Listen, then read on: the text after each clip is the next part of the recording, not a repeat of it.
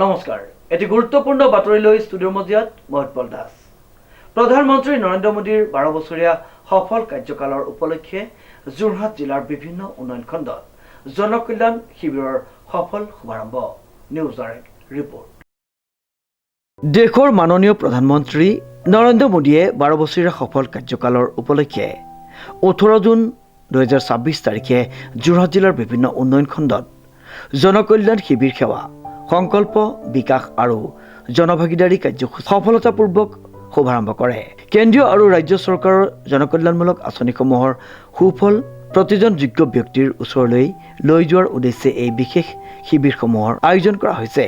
উল্লেখযোগ্য যে তিতাবৰ উন্নয়ন খণ্ডৰ সভাকক্ষত আয়োজিত জনকল্যাণ শিবিৰ সেৱা সংকল্প বিকাশ আৰু জনভাগিদাৰী কাৰ্যসূচী তিতাবৰ বিধানসভা সমষ্টিৰ সন্মানীয় বিধায়ক ধীৰাজ গোৱালাই আনুষ্ঠানিকভাৱে শুভাৰম্ভ কৰে।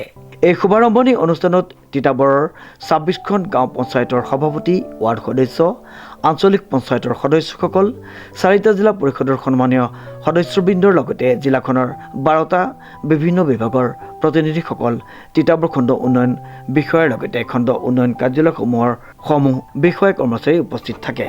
এই শুভাৰম্ভণি অনুষ্ঠানত তিতাবৰ 26খন ৱাৰ্ড পঞ্চায়তৰ সভাপতি, ৱাৰ্ড সদস্য, আঞ্চলিক পঞ্চায়তৰ সদস্যসকল, 4টা জিলা পৰিষদৰ সন্মানীয় সদস্যবৃন্দৰ লগতে জিলাখনৰ 12টা বিভিন্ন বিভাগৰ প্ৰতিনিধিসকল, তিতাবৰ খণ্ড উন্নয়ন বিষয়াৰ লগতে খণ্ড উন্নয়ন কাৰ্যালয়ৰ বিষয়া কৰ্মচাৰী উপস্থিত থাকে। প্ৰায় 5,000 সৰ্বসাধাৰণ ৰাইজ তথা হিতাধিকাৰীৰ এক বিশাল সমাৱেশেৰে অনুষ্ঠানটি গাম্ভীৰ্যপূৰ্ণ কৰি তোলে।